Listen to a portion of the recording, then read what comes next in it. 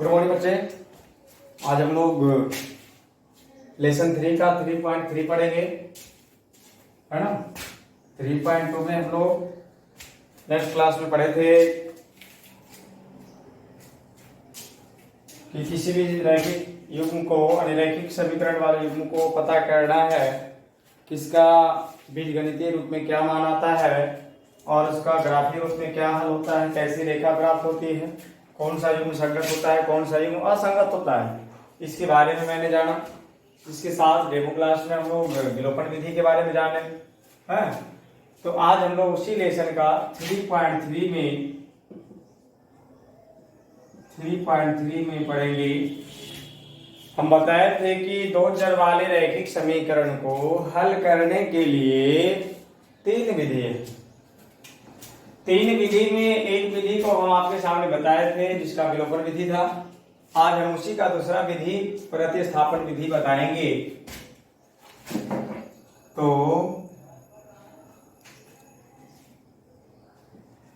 प्रतिस्थापन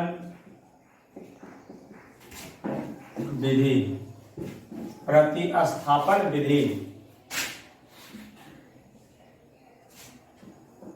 दो चर वाले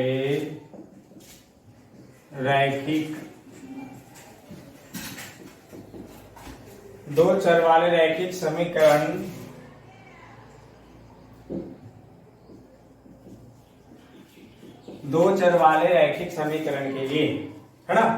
दो चर वाले रैखिक समीकरण के लिए हम आज दूसरा विधि के बारे में जान रहे हैं, प्रतिस्थापन विधि। तो विलोपन विधि आपने देखा कि दो समीकरण उसमें भी होता है और दोनों समीकरणों में से या तो x वाले चर को या y वाले चर को, है ना, संख्यात्मक रूप से बराबर करके एक को किसी को काट देते हैं, है ना। लेकिन इसमें उस तरह की बात नहीं है। प्रतिस्थापन, प्रति मतलब दूसरा, स्थान, यानी कि एक मान को दूसरे जगह पे स्थापित करने को ही प्रतिस्थापन कहा जाता है। तो इस विधि में हम लोग जानेंगे, काटना तो नहीं होगा, एक मान को किसी दूसरे जगह स्थापित करना, फिर उसको मान प्राप्त करना, इस तरह के इसमें रीजन आएंगे। तो आइए हम एक क्वेश्चन पहले लेकर देखते हैं। x + y बराबर 14 और x - y बराबर 4। अब x + y बराबर 14 है और x - y बराबर 4 है। इसको समीकरण 1 मानेंगे और इसको समीकरण 2 मानेंगे।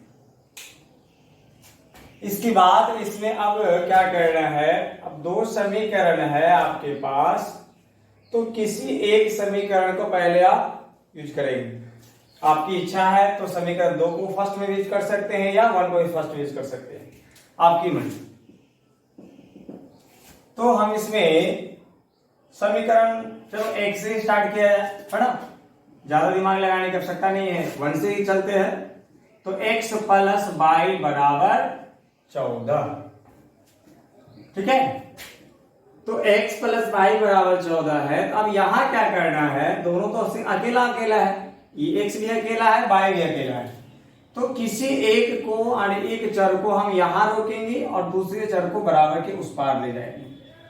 दोनों में से किसी को रोक सकते हैं, आपकी इच्छा है तो y को इधर ले जाएंगे तो x उधर चला जाएगा, अगर x को इधर रोकेंगे तो y इधर चला जाएगा। क्या समझे? तो अगर यहाँ हम x को यहाँ पे रखते हैं, रोकते हैं, तो +y उस पार जाएगा तो -y हो जाएगा ना। क्या x को यहाँ रोक लिया, तो यहाँ पहले से जो लिखा हुआ है 14 पहले +y उस पार जाएगा, या x बराबर 14 - y आ गया ना, इसके आगे करने की आवश्यकता नहीं है। बस इसको समीकरण आप क्या मान लेंगे, 3 मान लेंगे। समीकरण 1 से चले x + y बराबर 14, यहां से x को रोके y प्लस में 14 के उस साइड जाके माइनस हो गया, इसको समीकरण 3 मानेंगे। अब x के साथ कुछ नहीं है ना, यहाँ पे ये ध्यान देना है कि x का जो चर होना चाहिए बिल्कुल अकेला, कोई इसके आगे संख्या नहीं होनी चाहिए। अब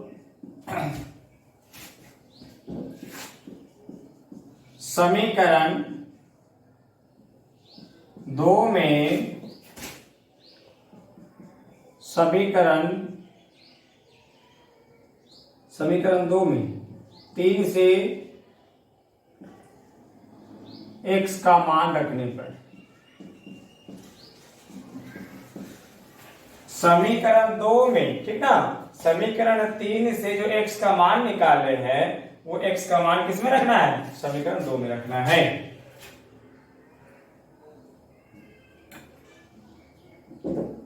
चूंकि समीकरण 2 है x माइनस वाई बराबर 4, तो जहां पे x होगा वहां पे क्या रखना होगा? उसके स्थान पे x का मान क्या निकाला गया है? 14 माइनस वाई। x बराबर 14 माइनस, तो x बराबर का मतलब क्या हुआ? x का मान आ गया। तो जहां पे समीकरण 2 में x रहेगा वहां पे 14 माइनस वाई रखेंगे।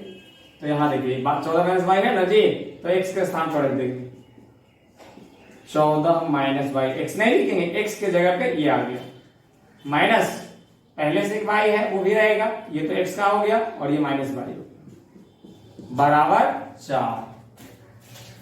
फिर क्या करेंगे? अभी देख रहे हैं आगे में प्लस 14 है, कुछ लिखा हुआ नहीं है तो प्लस में होगा। अब इसको उस तरफ ले जाएंगे तो प्लस 14 उस तरफ जाएगा तो माइनस हो जाएगा। लेकिन वाई वाले दो टर्म है, माइनस वाई और माइनस वाई, तो वाई का ही कुछ नहीं है तो एक वाई बताया था ना, तो माइनस 1 वाई क्या माइनस 2 वाई। जैसे रहता है -3 तो क्या करता है? -6 करते हैं ना जी।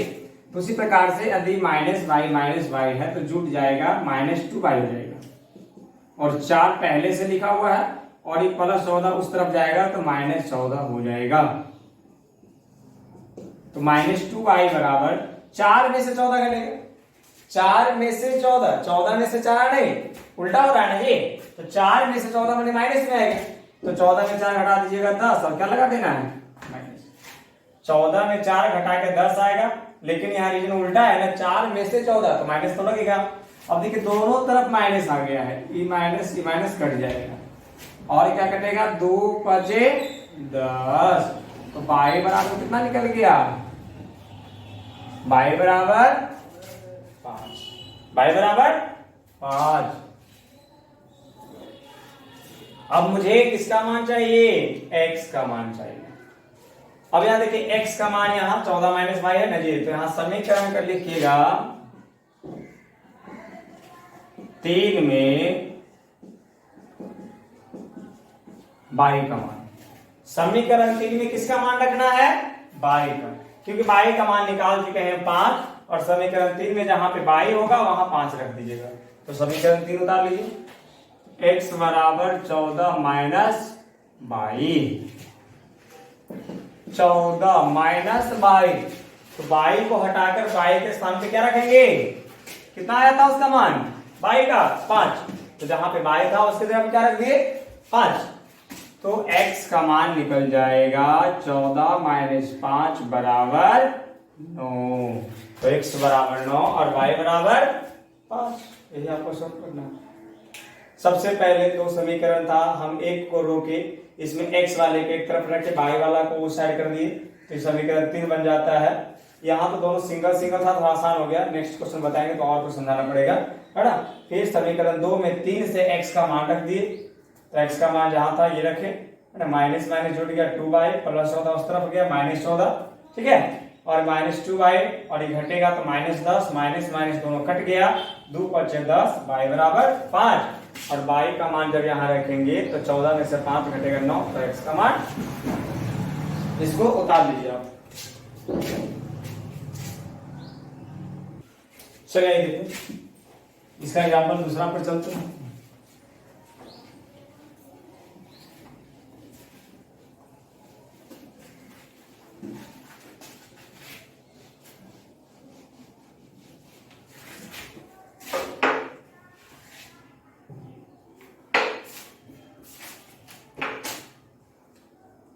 ये क्वेश्चन है 3x माइनस 5y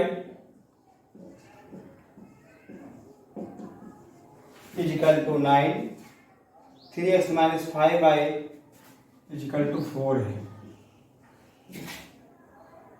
और 9x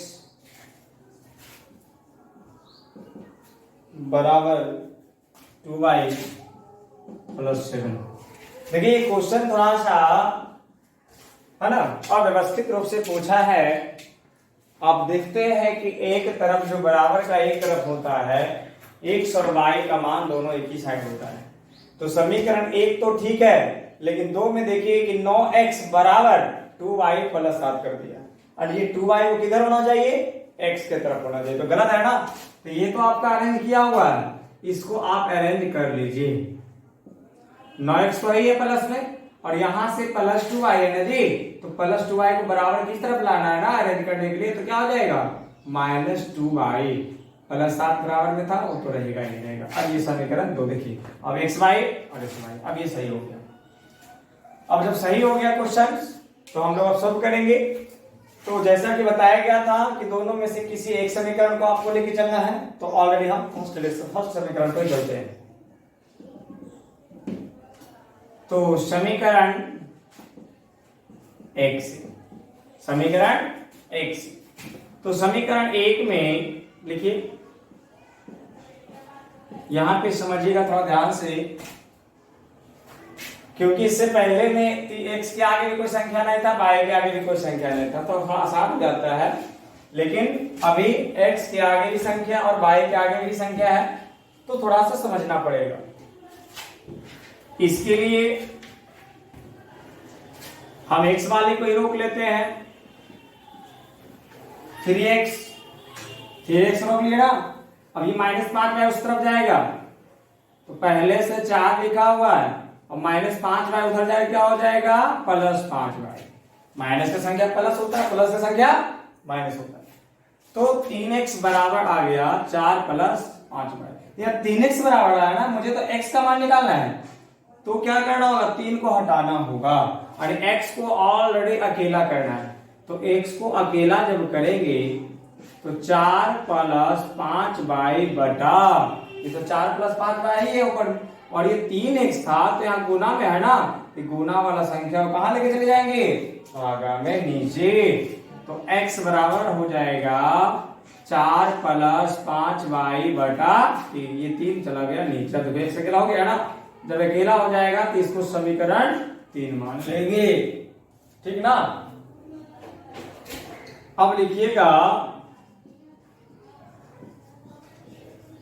समीकरण 2 में x का मान रखने पर x का मान कितना निकला है बताइए। x का मान है 4 + 5y बटा 3, तो x का मान निकल गया यहां से। तो x का मान जहां पे कहेगा वहां पे ये टोटल रखना होगा।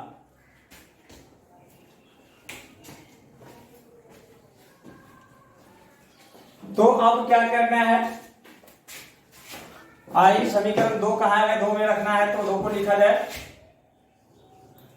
9x - 2y बराबर 7।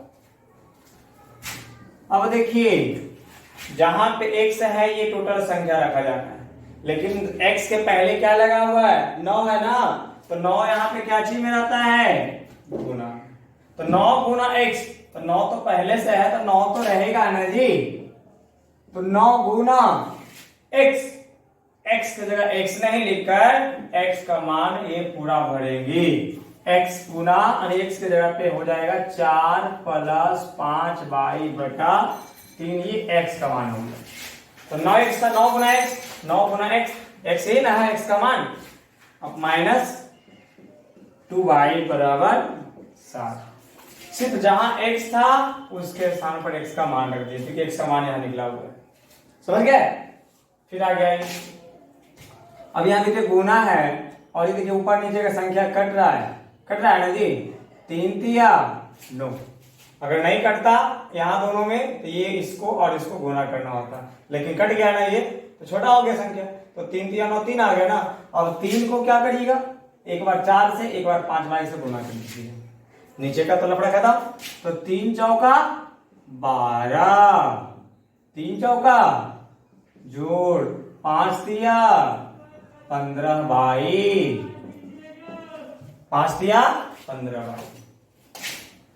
-2y बराबर 7। अब देखिए y बाई दो पद हो गया, और यहाँ 12 के आगे y नहीं है, 12 के साथ y नहीं है, तो ये 12 कहाँ जाएगा, उस तरफ चला जाएगा। और ये दोनों को इधर ही रहने देना है, 12 को उधर भेज देना है। क्यों भेज रहे हैं, क्योंकि ये अचर राशि है। अचर राशि देखिए यहाँ है, तो वो दोनों एक तरफ कर देते हैं। इसको रखिए, प्लस 15y है, प्लस में माइनस 15y का प्लस है, तो आगे तो लिखा नहीं जाता है, आगे वाला तो छोड़ दिया जाता है ऐसे से। तो 15y माइनस 2y बराबर 7, और ये प्लस 12 उस तरफ जाएगा तो माइनस 12 आएगा।